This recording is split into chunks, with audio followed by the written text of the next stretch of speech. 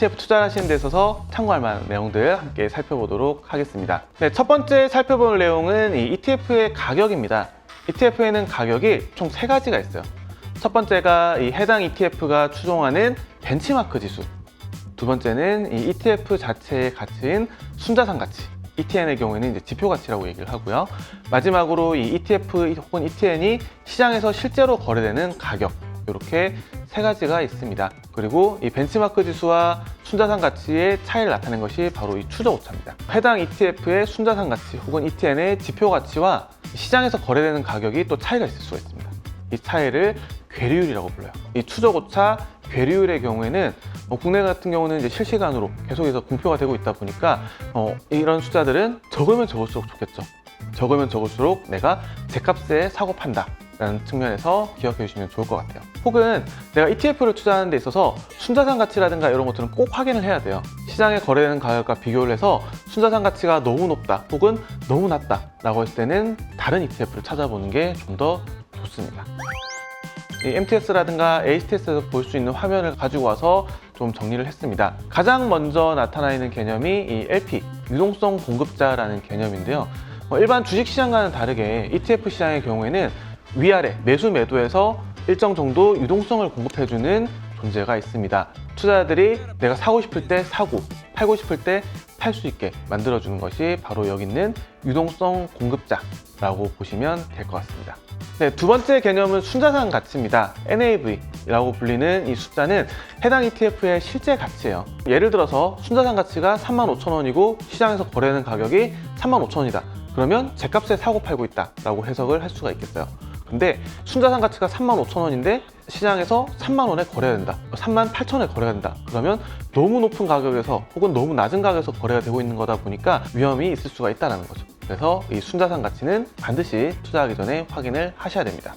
마지막은 이 괴리율, 괴리치입니다.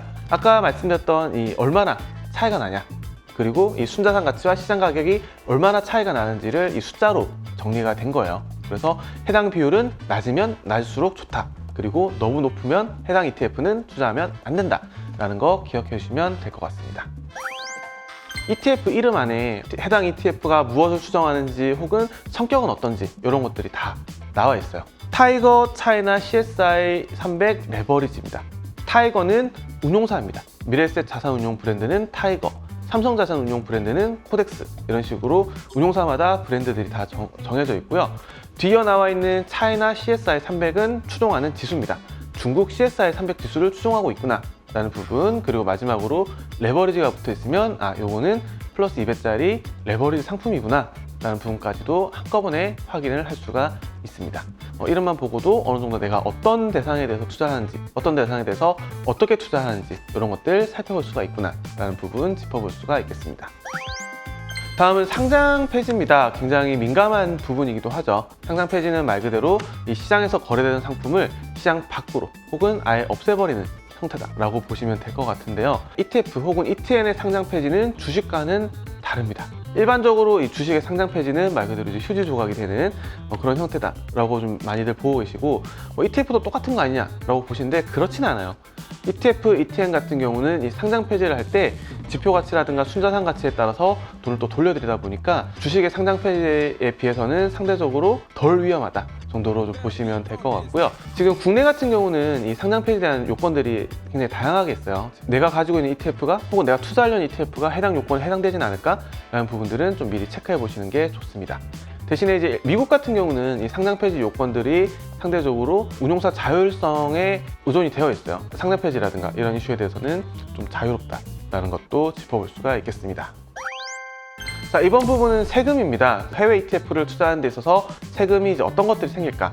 라는 부분들 좀 순서별로 좀 정리를 했고요. 환전을 하고 해외 주식을 사고 혹은 이제 보유하고 있는 과정에서 배당을 받고 혹은 이후에 파는 데 있어서 양도소득세라는 부분, 차익을 남기고 팔았을 때 남기는 세금이 양도소득세고요.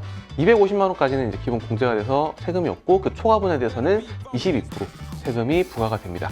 그리고 내가 주식을 보유하고 있는데 배당금이 들어왔다, 분배금이 들어왔다, 그런 것들에 대해서도 세금이 존재를 하고요.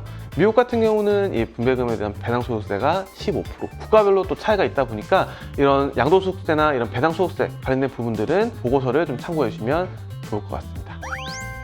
자, 이렇게 좀 여러 가지 키워드들 그리고 마지막 참고사항까지 ETF를 투자하는 데 있어서 가장 기초적인 부분들에 대해서 좀 정리를 해봤습니다.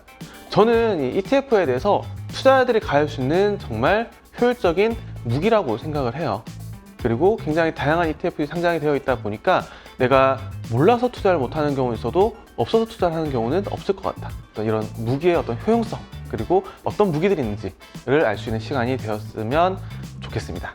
여기서 이번 시리즈는 마무리하도록 하겠습니다. 감사합니다.